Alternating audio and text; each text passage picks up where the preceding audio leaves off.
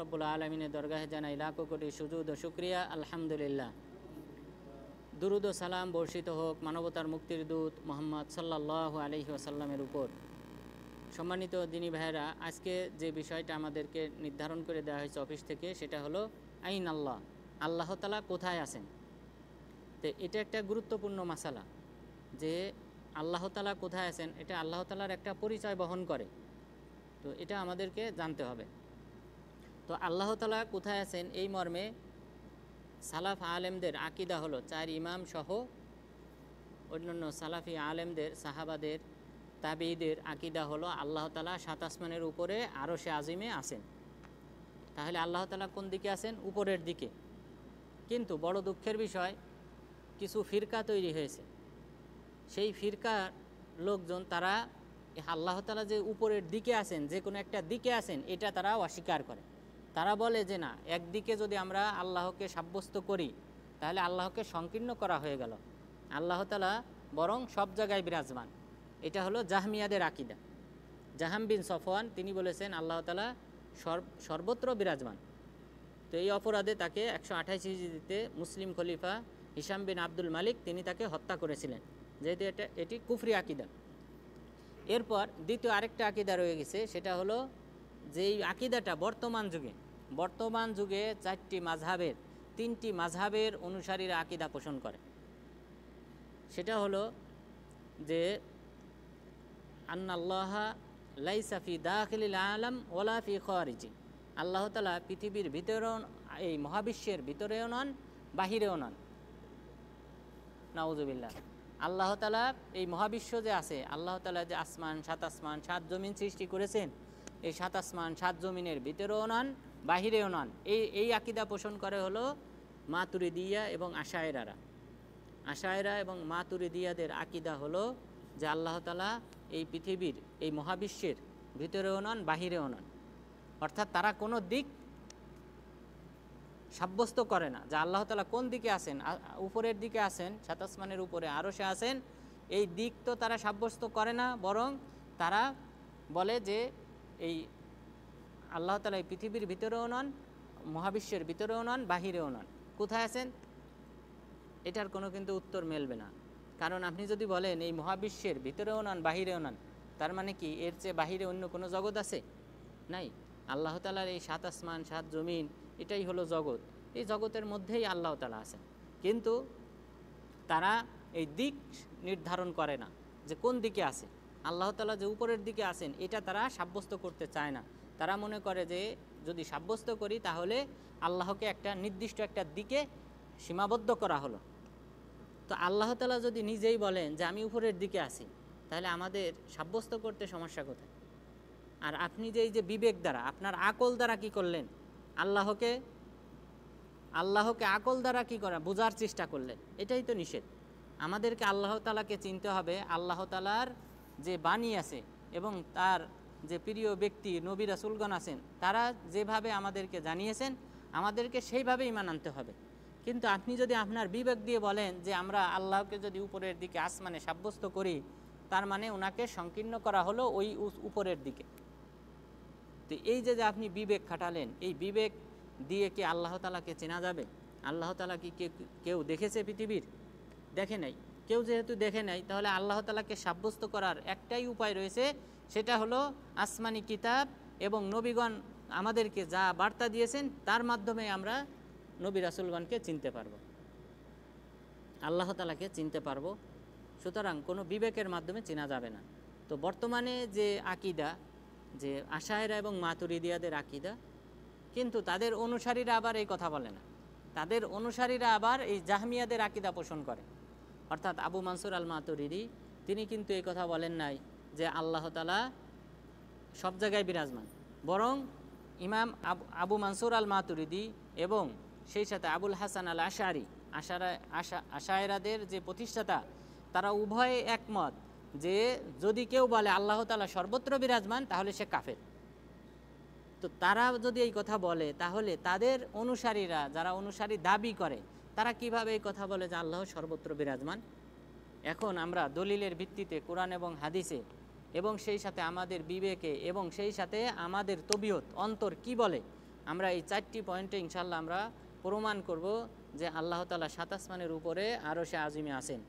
এই মর্মে শাইখুল ইসলাম ইবনু তাইমিয়া রাহিমাহুল্লাহ তিনি বলেছেন, ইমাম শাফি রাহিমাহুল্লাহর অনুসারীরা, ঊর্ধ্বতন অনুসারীরা তারা বলেছেন যে পবিত্র কোরআনে 1000টি আয়াত রয়েছে এবং হাদিস রয়েছে, রসুল সাল্লাল্লাহু আলাইহি সাল্লামের বাণী রয়েছে, যার মাধ্যমে প্রমাণ হয় যে আল্লাহ তাআলা 7 আসমানের উপরে আরশে আজিমে আছেন।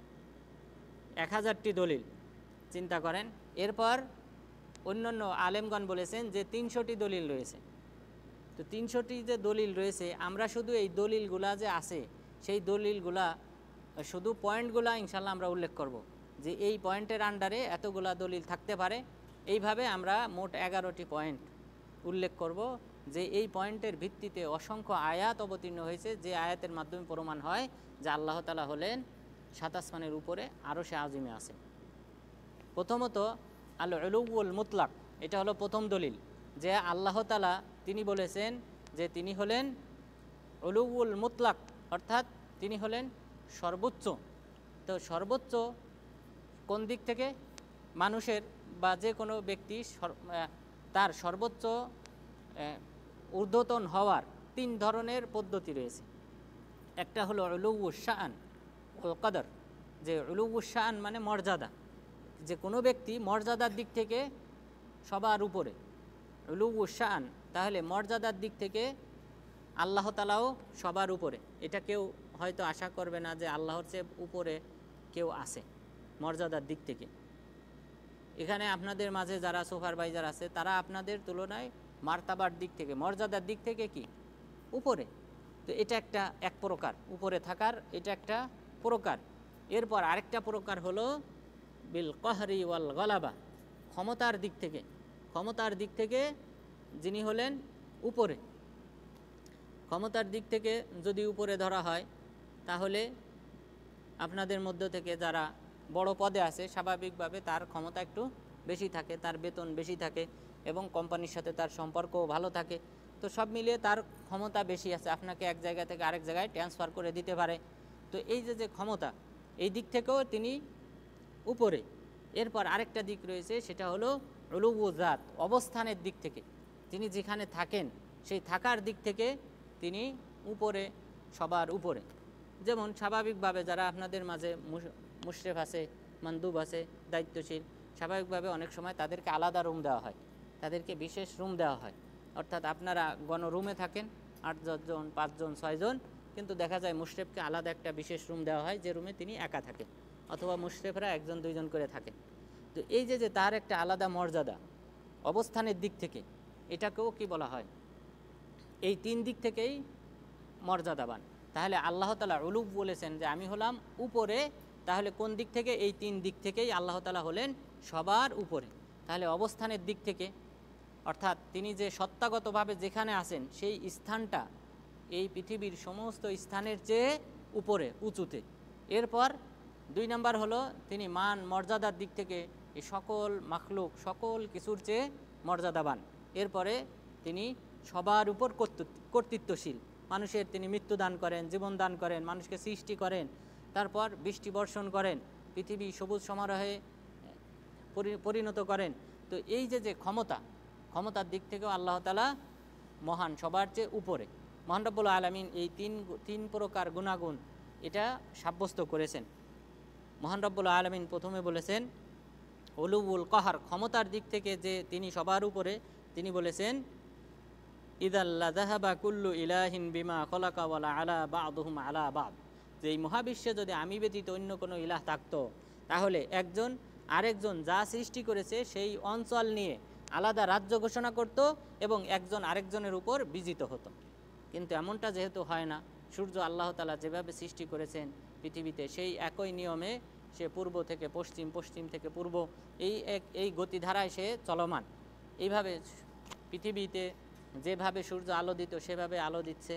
তো এই যে নিয়ম ধারায় কোনো পরিবর্তন নাই, এটাই প্রমাণ করে যে এখানে এক আল্লাহ তাআলাই কর্তৃত্বশীল। এখন রাত, যদি এই আবার কিছুক্ষণ পর দিন হবে, তো এই যে নিয়ম ধারা চালু রয়েছে, যদি একাধিক ইলাহ থাকতো তাহলে বলতো যে না, সব সময় কি চলবে? দিন থাকবে, রাত হতে দেব না। অর্থাৎ যদি তার ক্ষমতা থাকতো দ্বিতীয় কোনো ব্যক্তির, অথবা বলতো যে না সবসময় রাত থাকবে, দিন চলবে না, তো এমনটা হয়। কিন্তু এমনটা যেহেতু হয় না, তাহলে বোঝা যায় যে এখানে এক আল্লাহ তাআলার কর্তৃত্ব চলমান। তাহলে এটা আল্লাহ তাআলা এখানে লা আলা বা আদহুম আলা বা হলু শব্দ ব্যবহার করেছেন। তাহলে এখান থেকে বোঝা যায় আল্লাহ তাআলা তিনি মান সম্মানের দিক তিনি ক্ষমতার দিক থেকে সবার উপরে, ওয়ালাহু উলুউল কদর মর্যাদার দিক থেকে তিনি পুত পবিত্র এবং সবার উপরে। সুবহানাহু আম্মা ইউশরিকুন, সুবহানাহু ওয়া তাআলা আম্মা ইউশরিকুন। আল্লাহ তাআলা বলেছেন সুবহানা প্রশংসা গুণকীর্তন আল্লাহ তাআলার জন্যে, ওয়া তাআলা এবং তিনি হলেন মহান, আম্মা ইউশরিকুন তারা যে শিরিক করে এর থেকে তিনি মহান উঁচুতে। তো এখানে আল্লাহ তাআলা নিজের মান সম্মানের কথা বলেছেন। আর উলুউল জাত সত্তাগতভাবে আল্লাহ তাআলা সবার উপরে। আল্লাহ তাআলার তিনটি নাম উল্লেখ হয়েছে, তিনটি নাম, যে তিনটি নাম এই তিনি যে সবার উপরে এটার সাথে সম্পর্কিত।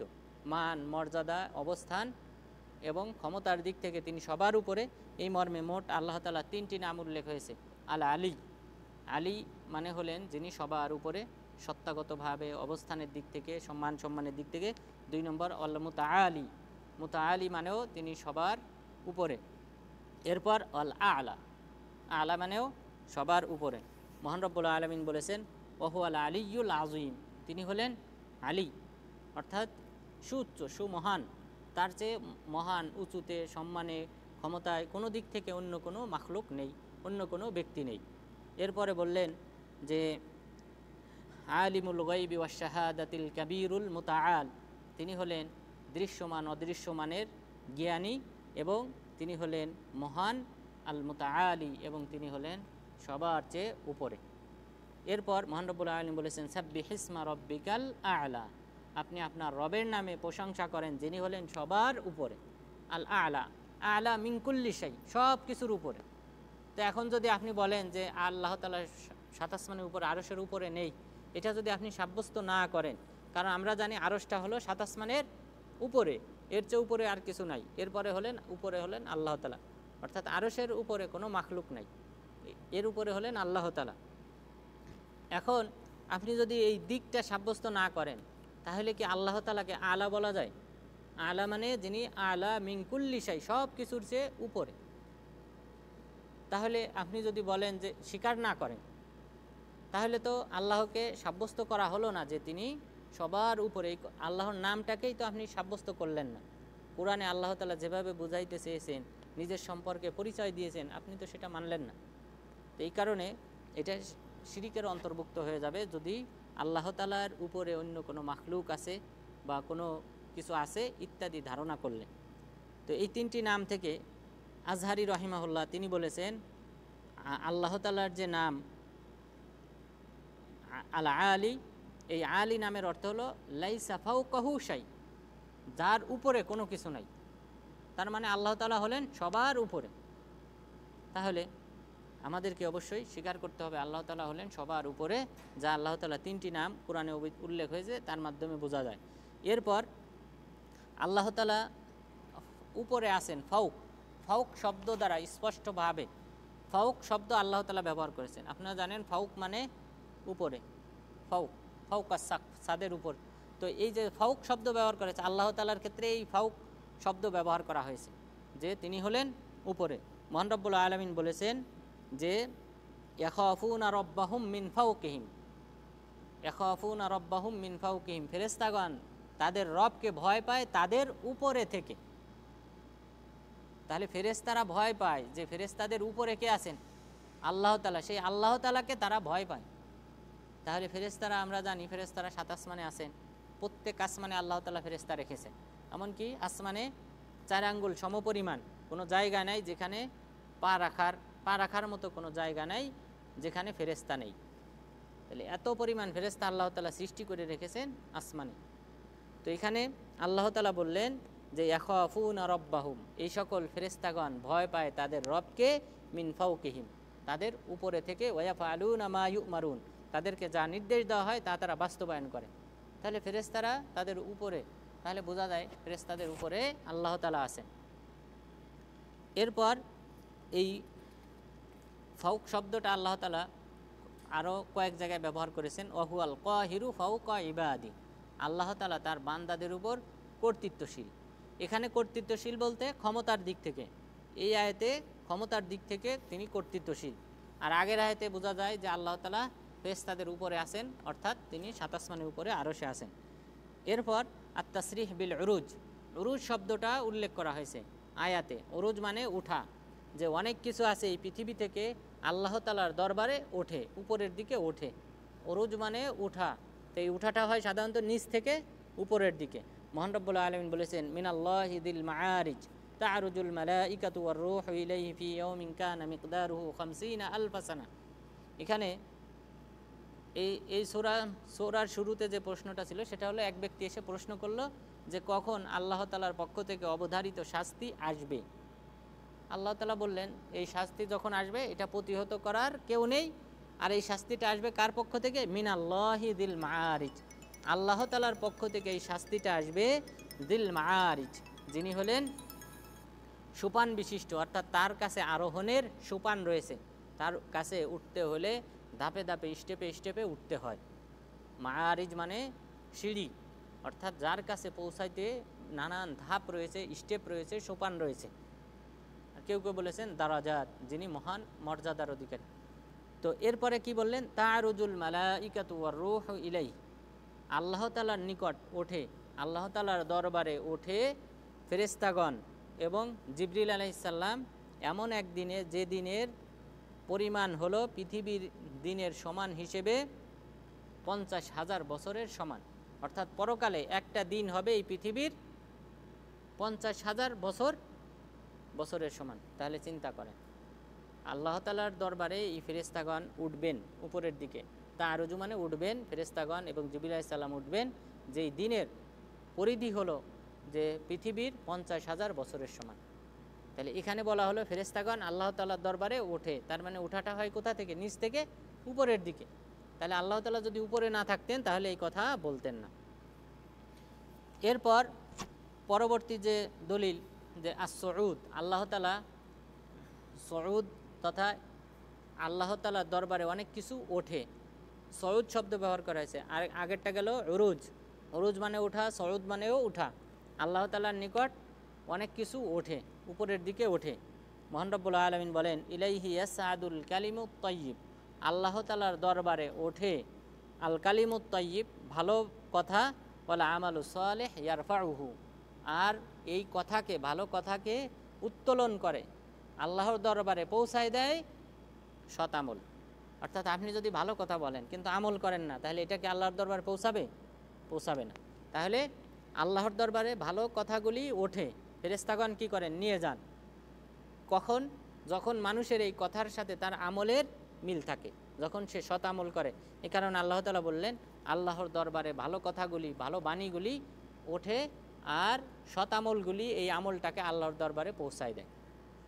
তাহলে আমলের সাথে কথায় কাজের মিল থাকলে তখন আমাদের কথা এবং কাজ উভয়টাই ফেরেশতাগণ আল্লাহর দরবারে পৌঁছায় দেবেন। এখানে সুউদ শব্দ ব্যবহার করা হয়েছে। এরপর আল্লাহর নিকট উঠানো হয়। আর রফউন শব্দ মানে উঠানো, আল্লাহর নিকট উঠানো হয় অনেক কিছু, এই মর্মে অনেক আয়াত রয়েছে।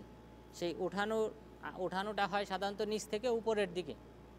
যেমন ঈসা আলাইহিস সালাম সম্পর্কে আল্লাহ তাআলা বলেছেন বার রাফাহুল্লাহু ইলাইহি, বরং আল্লাহ তাআলা ঈসা আলাইহিস সালামকে তার নিকটে উঠিয়ে নিয়েছেন। তো উঠিয়ে নেওয়া হয় নিচ থেকে সাধারণত উপরের দিকে, তার মানে আল্লাহর নিকট উঠিয়ে নেওয়া হয়েছে, তার মানে আল্লাহ তাআলা আছেন উপরের দিকে। আর ঈসা আলাইহিস সালাম আছেন কততম আসমানে? আমরা বলেছি বিভিন্ন সময়, ঈসা আলাইহিস সালাম কততম আসমানে আছেন বর্তমানে? কয় নাম্বার? 2 নাম্বার আসমানে আছেন। প্রথম আসমানে আছেন আদম আলাইহিস সালাম, দ্বিতীয় আসমানে আছেন ঈসা আলাইহিস সালাম। তাহলে আল্লাহ তাআলা এই পৃথিবী থেকে ঈসা আলাইহিস সালামকে নিয়ে কততম আসমানে রেখেছেন? 2 নাম্বার আসমানে রেখেছেন, তিনি 2 নাম্বার আসমানে আছেন। তো আল্লাহ তাআলা বললেন কি? বাল রাফাহুল্লাহু ইলাইহি, আল্লাহ তাআলা তাকে মৃত্যু দেন নাই, বরং আল্লাহ তাআলা তাকে উঠিয়ে নিয়েছেন তার নিকটে। তার মানে আল্লাহ তাআলার নিকটে উঠিয়ে নিয়েছেন। দ্বিতীয় আসমানে আছেন ঈসা আলাইহিস সালাম, 3 নম্বর আসমানে আছেন ইউসুফ আলাইহিস সালাম, 4 নম্বর আসমানে আছেন ইদ্রিস আলাইহিস সালাম, 5ম আসমানে আছেন হারুন আলাইসাল্লাম ষষ্ঠ আসমানে আছেন, মুসা আলাইসাল্লাম সপ্তম আসমানে আছেন, ইব্রাহিম আলাইসাল্লাম। তো ওনাদেরকে আল্লাহ তাআলা এইভাবে বিভিন্ন আসমানে রেখেছেন।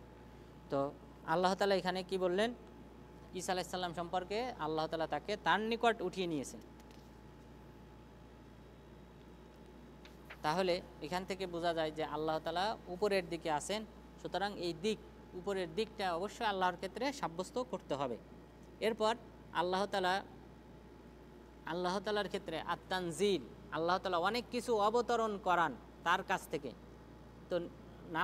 তো নামানোটা হয় কোথা থেকে? উপর থেকে নিচে।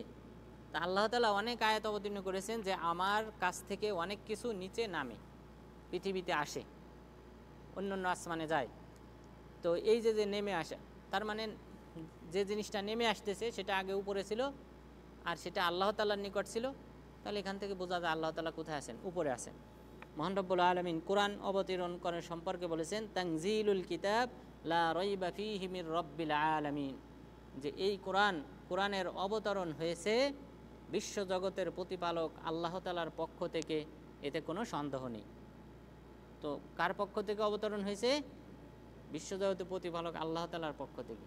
তাহলে সেখান থেকে নেমে এসেছে, আল্লাহ তাআলার কালাম। এটা কোরআন আল্লাহ তাআলার কালাম, বাণী। তো আল্লাহ তাআলার বাণী জিবরিল আলাইহিস সালামের কাছে অবতরণ করা হয়েছে, জিবরিল আলাইহিস সালাম রাসূল সাল্লাল্লাহু আলাইহি সাল্লামের কাছে পৌঁছে দিয়েছে। তাহলে এই কারণে আল্লাহ তাআলা বললেন এটা এসেছে, নামিয়ে আনা হয়েছে, অর্থাৎ আল্লাহ তাআলার কাছ থেকে পাঠানো হয়েছে পৃথিবীতে। তাহলে এই পাঠানোটা হয় সাধারণত উপর থেকে নিচের দিকে। এরপর মহান রব্বুল আলামিন আরও বলেছেন নাজালা বিহির রূহুল আমিন, এই কোরআন নিয়ে এসেছেন জিবরিল আলাইহিস সালাম। তাহলে নাজালা বিহি, তাহলে এখানে নাজালা শব্দ ব্যবহার করেছেন যে নিয়ে এসেছেন, যে এই কোরআনটাকে আল্লাহ তাআলার কাছ থেকে নিয়ে নেমে এসেছেন জিবরিল আলাইহিস সালাম। তাহলে নেমে আসা।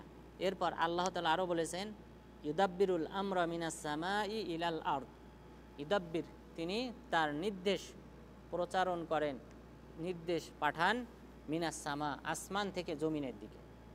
তাহলে আসমান থেকে উপর থেকে জমিনের দিকে আল্লাহ তাআলার নির্দেশ আসে। আল্লাহ তাআলা যে কোরআনে বিভিন্ন নির্দেশ দিয়েছেন, দিক নির্দেশনা দিয়েছেন, বিভিন্ন ইবাদত আমাদের উপর ফরজ করেছেন, বিভিন্ন বস্তু আমাদের উপর হারাম করেছেন, খাওয়া হারাম করেছেন, কিছু কিছু কাজ হারাম করেছেন।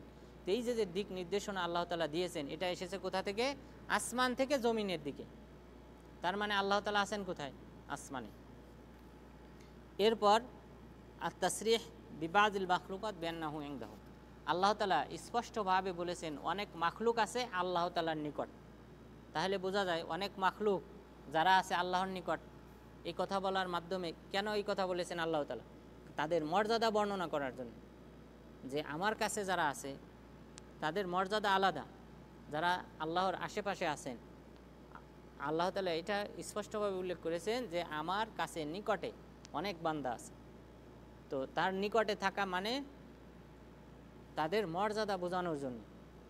তো এখানে মহান রব্বুল আলামিন বলেছেন ইন্নাল্লাযীনা ইনদা রাব্বিকা লা ইস্তাকবিরুনা আন ইবাদাতি ওয়া ইউসাব্বিহুনাহু ওয়া লাহু ইয়াসজুদুন, নিশ্চয়ই আল্লাহর নিকট অনেক বান্দা রয়েছে যারা আল্লাহর ইবাদত করা থেকে অহংকার প্রদর্শন করে না, বরং তারা আল্লাহর উপাসনা করে, তার গুণকীর্তন করে এবং তাকে সিজদা করে।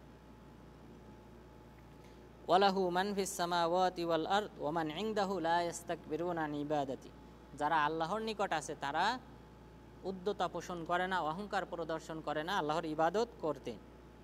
ইয়ামহুল্লাহু মা ইয়াশা ওয়া ইউসবিত ওয়া ইনদাহু উম্মুল কিতাব, আল্লাহ তাআলা যা চান তা মুছে ফেলেন এবং যা চান তা স্থির রাখেন। ওয়া ইনদাহু উম্মুল কিতাব, তার নিকট রয়েছে মূল কিতাব, অর্থাৎ লাউহে মাহফুজ। আপনারা জানেন আল্লাহ তাআলা বিভিন্ন দিক নির্দেশনা পাঠান পৃথিবীতে, তো অনেকগুলি মানসুখ হয়। বিভিন্ন বিধান আল্লাহ তাআলা আমাদের উপর ফরজ করেছেন যেটা মানসুখ হয়ে গেছে পরবর্তীতে। যেমন আমাদের জন্যে রাতের বেলা স্ত্রী সহবাস করা হালাল করা হয়েছে, কিন্তু প্রথম যুগে কি ছিল? মাগরিব থেকে ঈশা পর্যন্ত শুধুমাত্র খাওয়া দাওয়া স্ত্রী সহবাস এটা জায়েজ ছিল। এরপরে আর কোনো সময় কি ছিল না, খাওয়া দাওয়া স্ত্রী সহবাস কোনোটাই জায়েজ ছিল না। তো পরবর্তীতে এটা মানসুখ হয়ে গেছে। তো এই যে আল্লাহ তাআলার এই যে মানসুখটা হয়ে গেছে, এই মানসুখটা হয়েছে কিন্তু ওয়াইংদাহু উম্মুল কিতাব, আল্লাহর নিকট মূল কিতাব রয়েছে, সেই মূল কিতাবে কোনো পরিবর্তন হয় নাই। শুধু দুনিয়াতে আমাদের কাছে যে কিতাব দেওয়া হয়েছে এখানে কি হয়েছে, পরিবর্তন হয়েছে, মানসুখ হয়েছে, কিন্তু আল্লাহর নিকট যে মূল কিতাবটা ছিল সেই মূল কিতাবে কোনো পরিবর্তন হয়নি। তো আল্লাহ তাআলা এখানে বললেন তাহলে ওয়াইংদাহু উম্মুল কিতাব, তার নিকট রয়েছে মূল কিতাব। তাহলে এদের এই আল্লাহ তাআলা যদি সব জায়গায় থাকেন তাহলে তার নিকট যারা রয়েছে তাহলে তো তাদের মর্যাদা বোঝা যায় না। কারণ সবাই যদি আল্লাহর নিকট, তখন তো তাহলে সব জায়গায় বিরাজমান, তার মানে আমিও আল্লাহর নিকট, আপনিও আল্লাহর নিকট, তাহলে তো ফেরেশতাদেরকে আলাদা এইভাবে বলার কোনো প্রয়োজন ছিল না যে ফেরেশতারা রয়েছেন আল্লাহর নিকট, তাহলে তো কোনো মর্যাদা বোঝা যাইত না। তো এই কারণে আল্লাহর নিকট বিশেষ কিছু মাখলুক রয়েছে, অন্য মাখলুকরা আল্লাহর নিকট নাই, এ কথার মাধ্যমে বোঝা যায় যে তাদের মর্যাদা বেশি, যারা উপরে আছেন আল্লাহর নিকটে আছেন। এরপর আল্লাহ তাআলা স্পষ্টভাবে বলেছেন যে তিনি আসমানে আছেন, আন্নাহু ফিস-সামা, তিনি আসমানে আছেন, এই কথা স্পষ্টভাবে তিনি উল্লেখ করেছেন। তাহলে আমরা কেন সাব্যস্ত করব না যে আল্লাহ তাআলা আসমানে আছেন, উপরে আছেন? অবশ্যই আল্লাহ যদি নিজে বলেন অবশ্যই আমরা সাব্যস্ত করব। তা না হলে এই যে 300 আয়াত বা 1000 হাদিস বা আয়াত সব কি করা হবে, অস্বীকার করা হবে, যদি আল্লাহ তাআলাকে আসমানে বা উপরের দিকে বা 7 আসমানের উপরে আরশে আযমে আছেন এটা যদি আমরা স্বীকার না করি। মহান রব্বুল আলামিন বলেছেন আমিনতুম মান ফিস সামাই ইয়াখসিফা বিকুমুল আরদ ফাইদা হিয়া তামুর, তোমরা কি নিজেদেরকে নিরাপদ মনে করো যে যিনি আসমানে আছেন তিনি তোমাদেরকে জমিনে ভূমি ধসের মাধ্যমে ধ্বংস করবেন? তোমাদেরকে ধ্বংস করবেন না ভূমি ধসের মাধ্যমে। এই জমিন, আপনি জমিনে চলাফেরা করতেছেন শুধু একটা আল্লাহর নির্দেশের অপেক্ষা।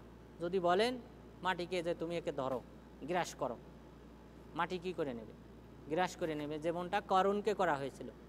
করুণকে আল্লাহর মাটিকে নির্দেশ দিলেন, মাটি এখনও কিয়ামত পর্যন্ত সে মাটির নিচে যেতেই থাকবে। তো আল্লাহ তাআলা বললেন যিনি আসমানে আছেন তোমরা কি নিরাপদ মনে করো যে তিনি তোমাদেরকে ভূমিধসের মাধ্যমে ধ্বংস করবেন না? এরপর আরও বললেন আমিনতুম মান ফিস সামাই ইউরসিলু আলাইকুম হাসিবা, তোমরা কি নিজেদেরকে নিরাপদ মনে করো যে যিনি আসমানে আছেন তিনি তোমাদের উপর পাথর বর্ষণ করবেন না, পাথর বর্ষণের মাধ্যমে ধ্বংস করবেন না, যেমন কওমে লূতকে ধ্বংস করা হয়েছিল। তা আল্লাহ তাআলা নিজে বলতেছেন আমি আসমানে আছি, আমি তোমাদেরকে পাথর বর্ষণ করে ধ্বংস করতে পারি, জমিনে মাটি ভূমিধসের মাধ্যমে ধ্বংস করতে পারি। তাহলে আমরা কেন সাব্যস্ত করব না যে আল্লাহ তাআলা 7 আসমানের উপরে আরশে আছেন? মহান রব্বুল আলামিন যে আরশে আছেন, আসমানে আছেন, এই মর্মে আরও বলেন ওয়াংশাক্কাতিস সামাউ ফাহিয়া ইয়াউমাইযি ওয়াহিয়া, স্মরণ করো সেই সময়ের কথা যখন আসমান বিদীর্ণ হবে এবং তা সে দুর্বল হয়ে যাবে। এরপরে কি হবে? ওয়াল মালাকু আলা আরজাইহা, এবং ফেরেশতাগণ এই আসমানের চতুর্দিকে থাকবে। ওয়াহমিলু আরশা রব্বিকা ফাওকাহুম ইয়াউমাইযিন তামানিয়া, আর সেদিন আপনার রবের আরশ বহন করবে 8 জন ফেরেশতা। তো এখানে আল্লাহ তাআলা বললেন আসমান বিদীর্ণ হবে, অর্থাৎ আল্লাহ তাআলা বিচার আচারের জন্য সেদিন আসমান থেকে চলে আসবেন বিচার আচার ফয়সালা করার জন্য। আর সেই সময় আরশ বহন করবে 8 জন ফেরেশতা। এখন বহন করে কতজন? 4 জন ফেরেশতা। তখন সেই দিন আরও 4 জন বেশি ফেরেশতা বহন করবে। এরপর মহান রব্বুল আলামিন স্পষ্টভাবে বলেছেন যে তিনি আরশে আছেন, আরশে সমাসীন আছেন, স্থির আছেন। তো তাহলে আরশটা আমরা জানি 7 আসমানের উপরে, 7 আসমানের উপরে আরশ, আর এর উপরে আছেন আল্লাহ তাআলা। তাহলে আল্লাহর উপরে আর কিছু কোনো মাখলুক নেই। আল্লাহ তাআলা স্পষ্টভাবে বলেছেন আর রহমানু আলাল আরশি ইস্তাওয়া, আল্লাহ তাআলা দয়াময়, আল্লাহ তাআলা আরশের উপর আছেন। এই মর্মে আল্লাহ তাআলা মোট কয়টি আয়াত? 5টি আয়াত। আর রহমানু আলাল আরশি ইস্তাওয়া এই জাতীয় আয়াত রয়েছে মোট 5টি। তাহলে আল্লাহ তাআলা যেহেতু আরশে আছেন, আর আমরা জানি আরশটা হলো 7 আসমানের উপরে, সুতরাং আমাদেরকে স্বীকার করতে হবে যে আল্লাহ তাআলা 7 আসমানের উপরে আছেন। এরপর মূসা আলাইহিস সালাম ফিরাউনকে সংবাদ দিয়েছিল যে আল্লাহ তাআলা কোথায় আছেন? আসমানে আছেন। ফিরাউন কি বলেছিল? ফিরাউন তার হামানকে বলেছিল ওয়াকালা ফিরআউনু ইয়া হামান ইবনু লি সরহান লাআল্লি আবলুগুল আসবাব। ফিরআউন হামানকে নির্দেশ দিল, হে হামান, তুমি আমার জন্য রাস্তা তৈরি করো, প্রাসাদ তৈরি করো, যেন আমি কি করতে পারি, যেন আমি রাস্তা খুঁজে পাই, সন্ধান পাই। কার সন্ধান? আসবাব আস-সামাওয়াত, 7 আসমানের সন্ধান যেন আমি পাই। ফাআত্তালিআ ইলা ইলাহি মূসা, যেন আমি মুসা আলাইসাল্লামের ইলাহকে দেখতে পাই। তো মুসা আলাইসাল্লাম যদি সংবাদ দিয়ে থাকেন, তিনি একজন নবী, তিনি এই ফিরাউনকে সংবাদ দিয়েছিল যে আমার রব আল্লাহ তাআলা তিনি আছেন আসমানে। এই কারণেই তো ফিরাউন সে কী করলো, হামানকে নির্দেশ দিল কি বানাইতে, যে তুমি প্রাসাদ তৈরি করো, যে প্রাসাদের সুউচ্চ প্রাসাদ, সেখান থেকে আমি মুসা আলাইসাল্লামের রবকে দেখব। যদিও আমি মনে করি ওয়া ইন্নী লা আযুন্নুহু কাযিবা, যদিও আমি মনে করি মুসা আলাইহিসসালাম মিথ্যাবাদী। একজন নবী হয়ে তিনি কি জানেন না তার রব কোথায় আছেন? আমরা মানুষ, সাধারণ মানুষ হয়ে এই জাহমিয়া, মাতুরিদিয়া, আশারিয়া এই জাতীয় মাযহাব তৈরি করে আমরাই কি বেশি জানি? না, নবীগণ বেশি জানতেন। এ কারণে হামানের মতো একজন রাজা, ক্ষমতাধর, ফিরাউনের মতো একজন ক্ষমতাধর ব্যক্তিরা, তারাও এই সুউচ্চ প্রাসাদ তৈরি করে মুসা আলাইহিস সালামের রবকে খুঁজেছিলেন। যদি সব জায়গায় থাকতেন তাহলে তো প্রাসাদ তৈরি করার কোনো দরকার ছিল না। তো এখান থেকেও স্পষ্ট যে নবীগণ তারা মনে করতেন আল্লাহ তাআলা উপরে আছেন এবং সাত আসমানের উপরে আরশে আযিমে আছেন। এরপর আমরা হাদিস থেকে এই যে 11টা পয়েন্ট উল্লেখ করলাম, ঠিক 11টা পয়েন্টই এই হাদিসের মধ্যেও, হাদিসের দ্বারাও সাব্যস্ত করা যায় যে আল্লাহ তাআলা সাত আসমানের উপরে আরশে আছেন। প্রথম কথা হলো যে উলু, যে তিনি সুউচ্চ, সুমহান, অর্থাৎ ক্ষমতার দিক থেকে, মান সম্মানের দিক থেকে এবং অবস্থানের দিক থেকে। এই মর্মে হাদিসটি হলো যে উহুদ যুদ্ধে যখন মুসলিমদের পরাজয় হয়, তখন এই উহুদ পাহাড়ের পাদদেশে দাঁড়িয়ে আবু সুফিয়ান, তখন তিনি কাফের ছিলেন, তিনি গর্ববোধ করে বললেন উলু হুবাল, হুবাল মূর্তি বিজয় হলো। এই কথা যখন বলল, রাসূল সাল্লাল্লাহু আলাইহি ওয়াসাল্লাম সাহাবাদেরকে বললেন তোমরা উত্তর দাও। সাহাবাগণ বললেন আল্লাহ রাসূল কি উত্তর দেব? তখন তিনি বললেন আল্লাহু আ'লা ওয়া আজাল, তোমরা বলো যে আল্লাহ তাআলা হলেন আ'লা, সবার উপরে, ওয়া আজাল, এবং সবার চেয়ে মর্যাদা। তাহলে আ'লা, এই যে শব্দটা ব্যবহার করা হলো, আ'লা বলা হয় যিনি সবার চেয়ে উপরে। তাহলে এই উপরে কোন দিক থেকে? সব দিক থেকে, এই তিন দিক থেকেই আল্লাহ তাআলা হলেন সবার উপরে। এরপর আমরা জানি রাসূল সাল্লাল্লাহু আলাইহি ওয়াসাল্লাম রুকুতে এবং সিজদাতে যে দোয়া পাঠ করতেন, আপনারা সবাই পাঠ করেন। সেই দোয়াটা কি? সুবহান রাব্বিয়াল আযীম। এটা হলো রুকুতে পাঠ করেন, যে মহান রব্বুল আলামিন হলেন আযীম, মহান। মহান কোন দিক থেকে? অবস্থানের দিক থেকে। এরপরে আযীম মানে হলো মান সম্মানের দিক থেকে, এবং সবার চেয়ে বেশি বড়, আল্লাহু আকবার, তিনি হলেন সবার চেয়ে বড়, এই দিক থেকে মহান। এরপর দ্বিতীয়তে আমরা সিজদায় পাঠ করি, রাসূল সাল্লাল্লাহু আলাইহি সাল্লাম পাঠ করতেন সুবহান রাব্বিয়াল আ'লা, সেই আমার রব, সেই আমার রবের গুণকীর্তন, যিনি হলেন আ'লা, সবার চেয়ে মহান, সবার চেয়ে উঁচুতে, অর্থাৎ মান সম্মান, এরপর ক্ষমতা এবং অবস্থানের দিক থেকে, তিন দিক থেকে যিনি মহান। এরপর ফাউক শব্দ, অর্থাৎ উপরে আছেন, এই মর্মেও হাদিস বর্ণিত হয়েছে। আনাস রাদিয়াল্লাহু আনহু বলেন, যায়নাব বিনতে জাহাশ রাদিয়াল্লাহু আনহা তিনি গর্ববোধ করতেন তার অন্যান্য, রাসূল সাল্লাল্লাহু আলাইহি সাল্লামের অন্যান্য স্ত্রীদের উপর। তিনি কি বলতেন? যাওয়াজাকুন্না আহালিকুন ওয়া যাওয়াজানি আল্লাহু মিন ফাওকি সাবঈ সামাওয়াত, যে তোমাদেরকে তো তোমাদের মা বাবা বিয়ে দিয়েছে, আর আমাকে বিয়ে দিয়েছেন আল্লাহ তাআলা, যিনি সাত আসমানের উপর থেকে ফয়সালা করেন।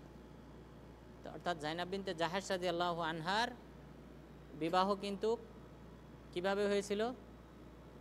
কোনো ওলি ছিল না, কোনো অভিভাবক ছিল না, কারণ এটা আল্লাহ তাআলা নির্দেশ দিয়েছিলেন যে তুমি যায়নাব বিনতে জাহাশকে বিবাহ করো। তখন রাসূল সাল্লাল্লাহু আলাইহি ওয়াসাল্লাম কোনো ওলি, অর্থাৎ স্বাভাবিক যে নিয়মে বিবাহ হয় সেই নিয়মে বিবাহ হয় নাই।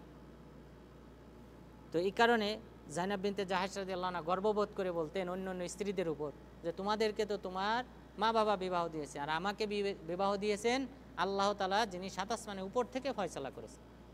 এটা একটা গর্বের বিষয়। তো এখানে তিনি কি ব্যবহার করলেন? ফাওকা সাবঈ সামাওয়াত, সাত আসমানের উপর থেকে, তার আল্লাহ তাআলা আছেন সাত আসমানের উপরে। এরপর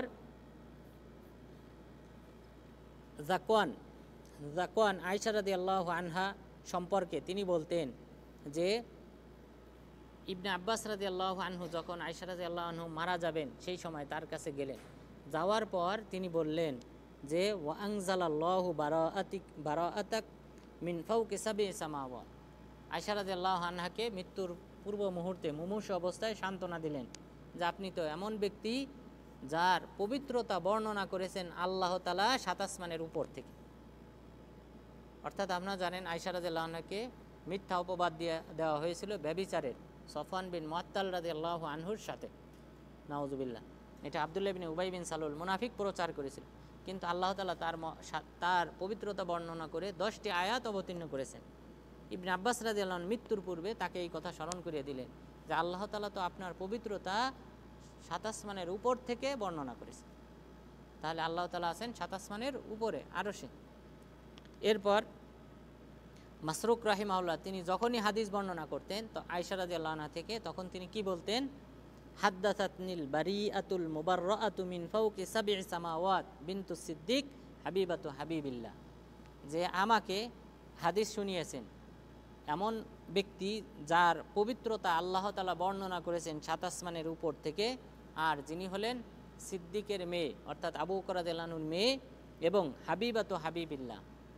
হাবিবুল্লাহ বলতে উদ্দেশ্য রসুল সাল্লাল্লাহু আলাইহি ওয়াসাল্লাম, রসুল সাল্লাল্লাহু আলাইহি ওয়াসাল্লাম তথা আল্লাহর প্রিয় ভাজনের প্রিয়তমা আমাকে হাদিস শুনিয়েছে।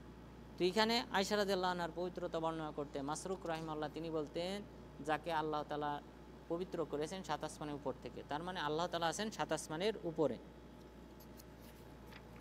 এরপর মহান রব্বুল আলামিন যে সবার উপরে, এটা স্পষ্ট হাদিস। এই হাদিসটা সবচেয়ে স্পষ্ট। আপনারা হাদিসটা শুনেন।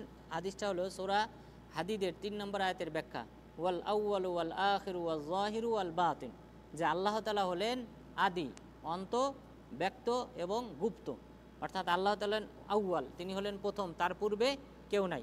হাদিসে ব্যাখ্যা করা হয়েছে। হাদিসের অনুবাদটা আমি করি যে রাসূল সাল্লাল্লাহু আলাইহি ওয়াসাল্লাম ঘুমানোর সময় যে দোয়াটা পাঠ করতেন সেই দোয়ার একটা অংশ হলো ওয়া আনতাল আল্লাহুম্মা আনতাল আউয়াল, হে আল্লাহ তুমি হলে প্রথম, ফালাইসা ক্বাবলাকা শাই, তোমার পূর্বে কেউ নাই। অর্থাৎ আল্লাহ তাআলাই হলেন প্রথম।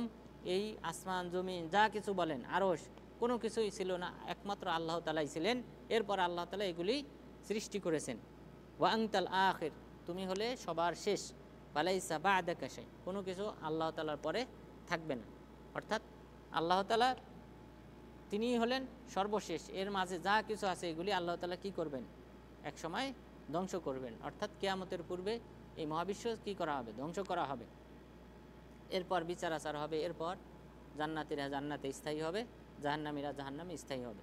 তো আল্লাহ তাআলার পরে আর কেউ নেই। ওয়া আনতা যাহির, আর তুমি হলে প্রকাশ্য, ফালাইসা ফাওকাকা শাই, যাহির মানে বিজয়ী, বিজিত, ফালাইসা ফাওকাকা শাই, আপনার উপর কেউ নাই। তাহলে এই হাদিসে রাসূল সাল্লাল্লাহু আলাইহি সাল্লাম যে যাহির, আল্লাহর যে একটা নাম যাহির, এই যাহির অর্থ বললেন লাইসা ফাওকাকা শাই, আপনার উপরে কেউ নাই। তাহলে আল্লাহ তাআলা হলেন সবার উপরে। তাহলে এই হাদিসটা একদম স্পষ্ট। এরপর আত-তাসরিহ বিল উরুজ, অনেক কিছু আল্লাহর দরবারে ওঠে, এই শব্দ বর্ণিত হয়েছে। রাসূল সাল্লাল্লাহু আলাইহি ওয়াসাল্লাম বলেছেন ইয়াতাআকাবুনা ফীকুম মালাইকাতুম বিল-লাইলি ওয়া মালাইকাতুম বিন-নাহার সুম্মা ইয়ারজুল্লাযিনা বাতু ফীকুম ফায়াসআলুহুম, যে ফেরেশতাগণ পৃথিবীতে আসে ফজরের সময় এবং আসরের সময়, তারা তোমাদের সাথে অবস্থান করে। এরপর তারা কি করেন? সুম্মা ইয়ারজুল্লাযিনা বাতু ফীকুম, যারা তোমাদের মাঝে রাত্রি যাপন করেছিল তারা আল্লাহ তাআলার দরবারে যান। যাওয়ার পর আল্লাহ তাআলা তাদেরকে জিজ্ঞাসা করেন কাইফা তারাকতুম ইবাদি, তোমরা আমার বান্দাদের কিভাবে রেখে এসেছো? তারাকনাহুম ওয়া হুম ইসাল্লুন ওয়া আতাইনাহুম ওয়া হুম ইসাল্লুন, আমরা তাদেরকে রেখে এসেছি নামাজরত অবস্থায়। অর্থাৎ যে ফেরেশতারা আসরের সময় আসে তারা ফজরের সময় চলে যান। তো ফজরের সময় যখন আমরা নামাজে আসি, ফেরেশতারা দেখে, তারা আল্লাহর কাছে রিপোর্ট করে যে আমরা দেখে এসেছি তারা নামাজ আদায় করতেছে। তো এই যে এখানে বললেন সুম্মা ইয়ারুজ, এই সকল ফেরেশতারা আল্লাহর দরবারে উঠে যান। তা উঠা হয় নিচ থেকে উপরের দিকে, তাহলে আল্লাহ তাআলা আছেন উপরের দিকে। এরপর একটা হাদিস, এটা আমল করবেন সবাই। রাসূল সাল্লাল্লাহু আলাইহি সাল্লাম বলেছেন যে মান ক্বালা সুবহানাল্লাহ আলহামদুলিল্লাহ ওয়ালা ইলাহা ইল্লাল্লাহু আল্লাহু আকবার, এই বাক্য যে ব্যক্তি পাঠ করবে তালাক্কাহুন্না মালাক ফাআরাজা বিহিন্না ইলাল্লাহ ফালা ইয়ামুরু বিমালাইন মিনাল মালাইকা ইল্লা ইস্তাগফারু লিলকাইম, যে এই বাক্য যে পাঠ করে তখন ফেরেশতা এই বাক্য নিয়ে আল্লাহর দরবারে যায়। আর যাওয়ার সময় প্রত্যেক আসমানের ফেরেশতারা এই বাক্য যারা পাঠ করে তাদের জন্য ক্ষমা প্রার্থনা করেন। এরপর হাত্তা ইয়াহি বিহিন্না ওয়াজহার রহমান, যতক্ষণ পর্যন্ত এই বাক্য আল্লাহ তাআলার দরবারে পৌঁছায় ততক্ষণ পর্যন্ত এই আসমানের ফেরেশতারা এই ব্যক্তির জন্য ক্ষমা প্রার্থনা করতে থাকে। তাহলে এই যে ফেরেশতারা এই বাক্য নিয়ে কি করেন, উপরে উঠে যান। এই মর্মে আসলে অনেকগুলি দলিল রয়েছে। তো আর আমরা দু একটা দলিল উল্লেখ করি যে এরপর সউদ, যেটা আমরা আয়াতে উল্লেখ করেছিলাম যে সউদ শব্দ ব্যবহার হয়েছে, যে অনেক কিছু আছে যে বস্তুগুলা নিচ থেকে এই পৃথিবী থেকে আল্লাহর দরবারে ওঠে। এর মধ্যে একটি হলো সুবহানাল্লাহ আলহামদুলিল্লাহ ওয়ালা ইলাহা ইল্লাল্লাহ আল্লাহু আকবার ওয়া তাবারাকাল্লাহ। এই বাক্যগুলি যে ব্যক্তি পাঠ করে, এই ফেরেশতা কি করেন, তার ডানার নিচে এই বাক্যগুলা রাখেন, রাখার পর ওয়াসাইদা বিহিন্না, এই বাক্যগুলি নিয়ে আল্লাহর দরবারে উঠে যান। এরপর আপনারা জানেন যে বাক্যটা সবচেয়ে রাসূল সাল্লাল্লাহু আলাইহি সাল্লাম পছন্দ হয়েছিল, যে এক ব্যক্তি নামাজে দাঁড়ালেন, অর্থাৎ এই যে নামাজে দাঁড়ানোর পর যে আমরা সানা পাঠ করি, এই সানা পাঠ করার সময় কি বললেন, আলহামদুলিল্লাহি হামদান কাসীরান তাইয়িবান মুবারাকান ফি। আপনারা পাঠ করেন কি সুবহানাকাল্লাহুম্মা ওয়া বিহামদিকা ওয়া তাবারাকা ইসমুকা ওয়া তাআলা জাদ্দুকা, মাঝে মধ্যে এটা পাঠ করবেন। কারণ এই ব্যক্তি পাঠ করলেন, পাঠ করার পর নামাজ শেষে রাসূল সাল্লাল্লাহু আলাইহি সাল্লাম বললেন, তোমাদের মধ্যে কে এই কথা বলেছে?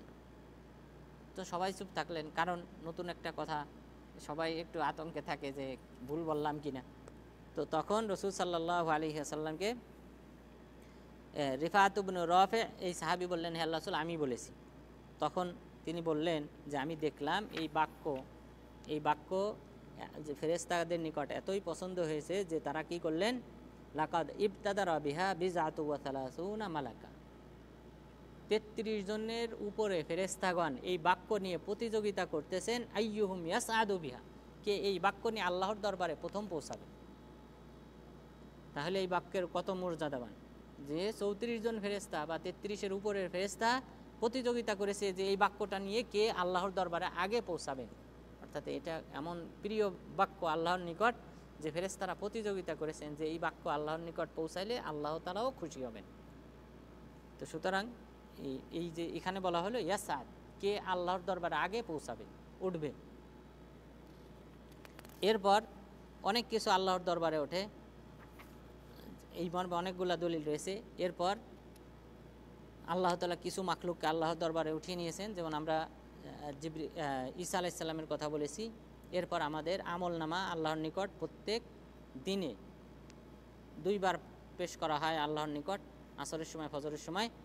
এবং সেই সাথে শাবান মাসে আমাদের আমল নামা কী করা হয়, আল্লাহর নিকট পেশ করা হয় বাৎসরিক আমল, যে বলা হয়েছে ওয়াহুয়া শাহরুন তুরফাউ ফীহিল আমাল ইলা রাব্বিল আলামিন। এটা হলো এমন একটা মাস যেই মাসের আল্লাহর নিকট আমল নামাকে উঠানো হয়, বাৎসরিক আমল নামা আল্লাহর নিকট উঠানো হয়। তো তুরফা বলা হয়েছে রফন, তো আল্লাহ তাআলা উপরে আসেন বিধায় এই জমিন থেকে কি করা হয়, উপরে উঠানো হয়।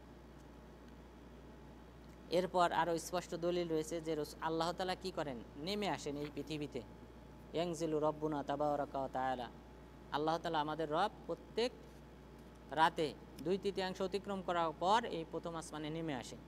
তাহলে নেমে আসাটা হয় কোথা থেকে, উপর থেকে নিচের দিকে। তো এইভাবে অনেকগুলা দলিল রয়েছে। এরপর আল্লাহ তাআলা আসমানে আসেন, এই মর্মেও অনেক হাদিস রয়েছে যে ইরহামু আহলাল আরদ ইয়ারহামুকুম মান ফিস সামা, তোমরা জমিনবাসীর প্রতি দয়া করো, যিনি আসমানে আছেন তিনি তোমাদের উপর দয়া করবেন। এরপর আল্লাহ তাআলা আরশে আছেন, এই মর্মে অনেক হাদিস বর্ণিত হয়েছে। রাসূল সাল্লাল্লাহু আলাইহি ওয়াসাল্লাম বলেছেন, ইহতাজ্জা আরশুর রহমান লিমাউতি সাদ বিন মুআজ, সাদ বিন মুআজ রাদিয়াল্লাহু আনহুর মৃত্যুতে আরশ কেঁপে উঠেছে, আল্লাহ তাআলার আরশ কেঁপে উঠেছে। তাহলে আল্লাহ তাআলা 7 আসমানের উপর আরশে আছেন। এবং আল্লাহ তাআলা যে উপরে আছেন এই মর্মে আরও একটা হাদিস, যে জান্নাতুল ফিরদাউস সম্পর্কে বলা হয়েছে যে জান্নাতুল ফিরদাউসটা হলো আলাল জান্নাহ, জান্নাতের মধ্যে আওসাতুল জান্নাহ মিডিলে আছে, অর্থাৎ সব জান্নাতে এই আশেপাশে, সব এই পাশে, আর জান্নাতুল ফিরদাউসটা হলো মাঝখানে মিডিলে, এবং আলা সবার উপরে। এই আশেপাশে যে জান্নাত, এই জান্নাতগুলির উপরে হলো জান্নাতুল ফিরদাউস।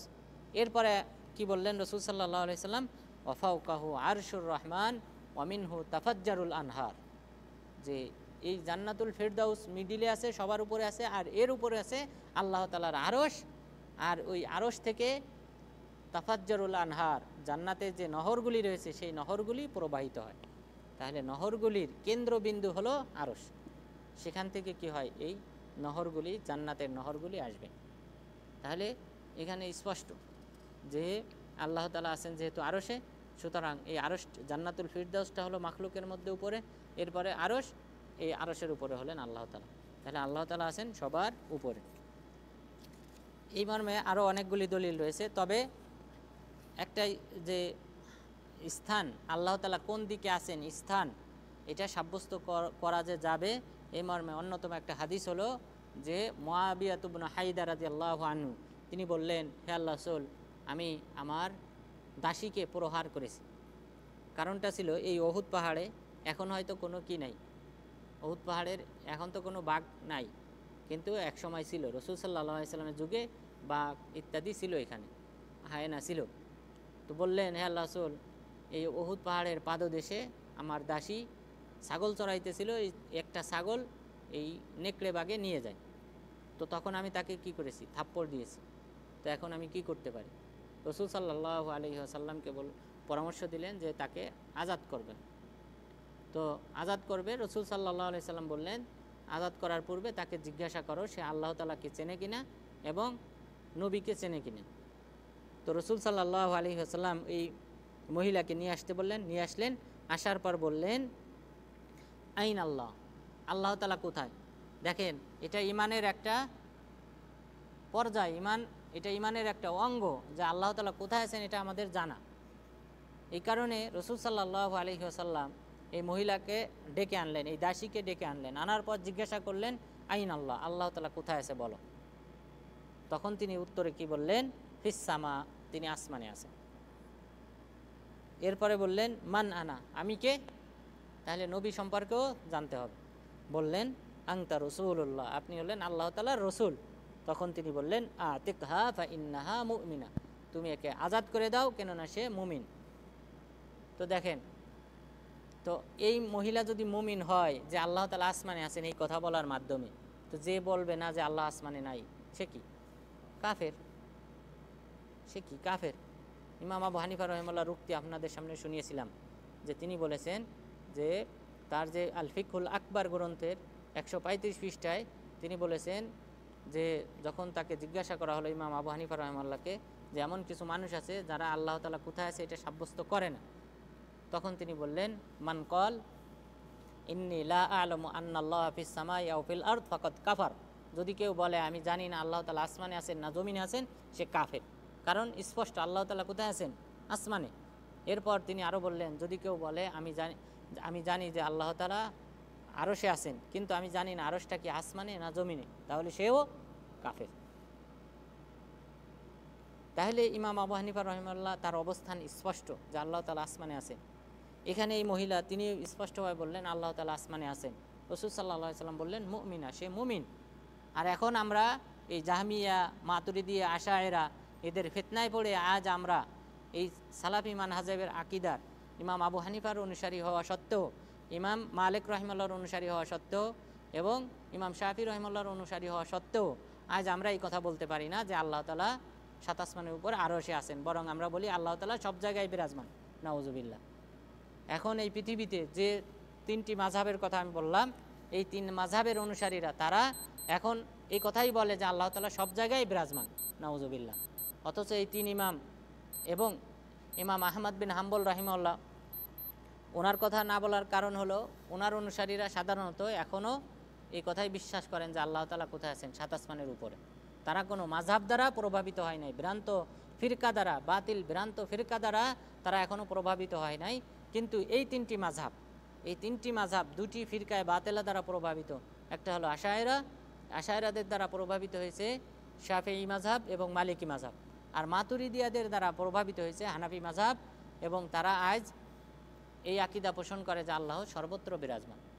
অথচ এই মাযহাবের প্রতিষ্ঠাতা আবু মনসুর আল মাতুরিদি তিনি এই কথা বলেন নাই, তিনি ভিন্ন মত পোষণ করেছেন। তিনি বলেছেন যে আল্লাহ তাআলা এই মহাবিশ্বের ভিতরেও নন, বাহিরেও নন, তিনি আলাদা একটা মতামত দিয়েছেন। কিন্তু এই আবু মানসুর আল মাতুরিদি তিনি জাহাম বিন সফওয়ান এবং তার অনুসারীরা যারা বলতো যে আল্লাহ সর্বত্র বিরাজমান, তাদেরকেও কাফের ফতোয়া দিয়েছেন। তাহলে তার অনুসারী হিসেবে দাবি করে বর্তমানে যারা মনে করে যে আমরা আবু মানসুর আল মাতুরিদির অনুসারী কিন্তু আকীদা পোষণ করি জাহাম বিন সফওয়ানের, তাহলে তাদের পরিণাম কী হবে? এটা কুফরি মতামত, অবশ্যই আমাদেরকে পরিহার করতে হবে। এই হাদিসগুলি স্পষ্ট যে আল্লাহ তাআলা উপরে আছেন, সাত আসমানে উপরে আসেন, আরশে আছেন, এবং এটা ইমানের একটা অংশ এই জানাটা। এই কারণে যদি মনে করেন এই মহিলা উত্তর দিতে না পারতো, সে যদি বলতো যে আমি জানি না আল্লাহ কোথায় আছে, আমি জানি না আপনি কে, তাহলে কি তাকে বলতেন যে তুমি মুমিন? তাকে কি আজাদ করা হতো? হতো না। বরং তার উত্তর সঠিক ছিল বিধায় তাকে আজাদ করা হয়েছে। তাহলে আমাদেরকে অবশ্যই এই যে যে হাদিস আয়াত বর্ণিত হয়েছে যেখানে স্পষ্টভাবে বলা হয়েছে যে আল্লাহ তাআলা সাত আসমানের উপরে আছেন, এটা আমাদেরকে অবশ্যই ঈমান আনয়ন করতে হবে। এর বাহিরের কোনো ঈমান যদি কেউ পোষণ করে, আকীদা পোষণ করে, তাহলে সে আল্লাহ তাআলা সম্পর্কে ভুল আকীদা পোষণ করলো, কুফরি আকীদা পোষণ করলো। এরপর আমরা যদি বিবেক দ্বারা চিন্তা করি, বিবেক যদিও আল্লাহ তাআলার ক্ষেত্রে চলবে না, বিবেক দ্বারা আল্লাহ তাআলার কোনো সিফাত, গুণাবলী, নাম কোনো কিছু সাব্যস্ত করা যাবে না। কিন্তু আমরা যেহেতু আমরা হাদিস, দলিল ইত্যাদি আমরা উল্লেখ করেছি, এখন যদি আমরা বাস্তবে যদি দেখি যে উলু, উপরে থাকাটা, অবস্থান করাটা, এটা হলো সিফাতুল কামাল, মানে কোনো এক ব্যক্তির পরিপূর্ণতা। কোনো ব্যক্তির যে সে সুউচ্চ, সুমহান এবং ক্ষমতাধর এবং সে উন্নত স্থানে থাকে, এটা হলো তার পরিপূর্ণতা। তো এই পরিপূর্ণতা আমরা কেন আল্লাহ তাআলার ক্ষেত্রে সাব্যস্ত করব না? আল্লাহ তাআলা তো বেশি হকদার। মাখলুকের ক্ষেত্রে যদি এটা পরিপূর্ণ গুণের অধিকারী হয়, তাহলে আল্লাহ তাআলার ক্ষেত্রে আরও বেশি হকদার। এরপর আমরা যদি সাব্যস্ত না করি আল্লাহ উপরে আছেন, তাহলে এটা থেকে আবশ্যক হয়ে যে আল্লাহ তাআলা কোথায় আছেন? নিচে আছেন, নাউজুবিল্লাহ। তাহলে আপনি কি স্বীকার করবেন যে আল্লাহ তাআলা নিচে আছেন? অথচ আল্লাহ তাআলা বলেছেন ওয়ালিল্লাহিল মাসালুল আলা, আল্লাহ তাআলার জন্যই সর্বোত্তম দৃষ্টান্ত, সর্বোত্তম উপমা হলো আল্লাহ তাআলার জন্য। অর্থাৎ কোনো প্রকার এই নিকৃষ্ট, অর্থাৎ নিচে থাকাটা, এটা হলো নিকৃষ্টতম উপমা, দৃষ্টান্ত। এটা আল্লাহর ক্ষেত্রে চলবে না, বরং আল্লাহ তাআলার ক্ষেত্রে ওয়ালিল্লাহিল মাসালুল আলা, আল্লাহ তাআলার ক্ষেত্রে হলো সর্বোত্তম উপমা। এটাই আমাদেরকে সাব্যস্ত করতে হবে। এরপর আমরা যদি দেখি যে আমাদের অন্তর কি বলে? আমরা যখন কোনো কিছু চাই আল্লাহ তাআলার নিকট, আমরা যখন দোয়া করি, তখন কি আমরা এইভাবে নিচে, মাটির নিচে দোয়া করি? নিচের দিক হাত উঠাই, বা ডাইনে এইভাবে ডাইনে হাত রাখি, বামে রাখি না, নিচের দিকে রাখি না। কি করি? কারণ কি? কারণ আমাদের এটা তবিয়তগতভাবে আমরা বিশ্বাস করি আল্লাহ তাআলা আছেন উপরে। ইমামুল হারামাইন আল জুয়াইনি তিনি একদিন এরকম, তিনি মুতাজিলা ছিলেন, তিনিও স্বীকার করতেন না আল্লাহ তাআলা আরশে আছেন, উপরের দিকে আছেন, এটা বিশ্বাস করতেন। তিনি তার ছাত্রদেরকে দাস দিতেছিলেন। দাস দেওয়ার সময় তিনি বললেন যে কান আল্লাহ ওয়ালা আরশ, আল্লাহ তাআলা ছিলেন আর আল্লাহ তাআলার আরশ ছিল না। তো ভালো কথা। তারপরে কি হলো? তারপরে তিনি বললেন অহুয়াল আন আলা মাকা, আল্লাহ তাআলা এই আরশ সৃষ্টির পূর্বে যেখানে ছিলেন সেখানে আছেন। তার মানে সে সাব্যস্ত করতে চায় না যে আরশটা সাত আসমানের উপরে আরশ, এটা তিনি স্বীকার করতে চান না। তখন তার দার্সে একজন ব্যক্তি আবু জাফর নামে এক ব্যক্তি তিনি উপস্থিত ছিলেন। সেই আবু জাফর আল হামাদানি তিনি উপস্থিত ছিলেন। তিনি বললেন যে আপনি এই সব আলোচনা বাদ দেন, যে আরশ, তারপর আল্লাহ তাআলা কোথায় ছিলেন, এগুলা বাদ দিয়ে আমার কথাটা মনোযোগ দিয়ে শোনেন। যে আমরা যে মানুষ, আমরা যে দোয়া করি, আমরা আল্লাহর কাছে কোনো কিছু চাই, তখন তো আমরা কোনো সময় এই ডান দিকে হাত উঠাই না, বাম দিকে হাত উঠাই না, আর এই মাটির নিচের দিকেও হাত উঠাই না। কেন আমরা আল্লাহ তাআলার জন্য উপরের দিকে হাত উঠাই? এই যে আমাদের অন্তরের যে একটা কানেকশন আল্লাহ তাআলার সাথে, এটা কেন? তার ব্যাখ্যা দেন। তখন তিনি কি বললেন? হাইয়ারানি আল হামাদানি, যে হামাদানি অর্থাৎ আবু জাফর আল হামাদানি, এই ব্যক্তি আমাকে পেরেশানিতে ফেলিয়েছে। তো পেরেশানিতে তো পড়তে হবে যদি আপনি কোরআন হাদিসের দিকে ফিরে না আসেন। তো কোরআন হাদিস থেকে বোঝা যাচ্ছে স্পষ্ট আল্লাহ তাআলা সাত আসমানের উপরে আরশে আছেন, কিন্তু আপনি সেটা স্বীকার না করে ভিন্ন বক্তব্য দিচ্ছেন। তো সেখানে অবশ্যই আপনি হয়রান, পেরেশানিতে পড়বেন। তো যেটা এই হামাদানি রাহিমাহুল্লাহ, আবু জাফর আল হামাদানি, তিনি তার এই মজলিসে এটা সাব্যস্ত করিয়েছিলেন যে আল্লাহ তাআলা আমাদেরকে যে সৃষ্টি করেছেন তবিয়ত দিয়ে, সেই তবিয়ত দ্বারাই প্রমাণিত হয় আল্লাহ তাআলা উপরে আছেন, যে কারণে আমরা হাত তোলার সময় উপরের দিকে হাত তুলি। সুতরাং আজকের আলোচনায় আমরা যে বিষয়টা জানতে পারলাম যে আল্লাহ তাআলা সাত আসমানের উপরে আছেন, আরশের উপরে আছেন, এবং আরশটা হলো মাখলুকের মধ্যে সবার উপরে, এবং এর উপরে হলেন আল্লাহ তাআলা। এবং আল্লাহ তাআলা যে একটা নাম আয-যাহির, যাহির মানে লাইসা ফাওকাহু শাই, তার উপরে আর কোনো মাখলুক নাই, কোনো কিছু নেই। সুতরাং এখান থেকে বোঝা যায় যে আল্লাহ তাআলা হলেন সবার উপরে, এবং আমাদেরকে সেই বিশ্বাস করতে হবে আল্লাহ তাআলা সর্বত্র বিরাজমান। এই আকীদা পোষণ করা যাবে না, এটা কুফরি আকীদা, এটা বর্জন করতে হবে। এবং এটি বর্তমান যে মাযহাব রয়েছে, 3 মাযহাব, এই 3 মাযহাবের অনুসারীরা এই আকীদা পোষণ করে, ভুলক্রমে এই আকীদা পোষণ করে। এই আকীদা থেকে অবশ্যই আমাদেরকে ফিরে আসতে হবে। সাহাবাগণ, তাবিঈগণ যে সঠিক আকীদা পোষণ করতেন, আমাদেরকে সেই আকীদা পোষণ করতে হবে। আল্লাহ তাআলা যেন আমাদেরকে আল্লাহ তাআলা সম্পর্কে সুধারণা রাখা, এবং তিনি যেখানে আছেন তিনি তার সম্পর্কে যে বর্ণনা দিয়েছেন সেইভাবে ঈমান আনয়ন করার মাধ্যমে আল্লাহ তাআলার নৈকট্যশীল বান্দা হওয়ার তৌফিক দান করেন। আমিন। ওয়া আখিরু দাওয়ানা আনিল হামদুলিল্লাহি রাব্বিল আলামিন।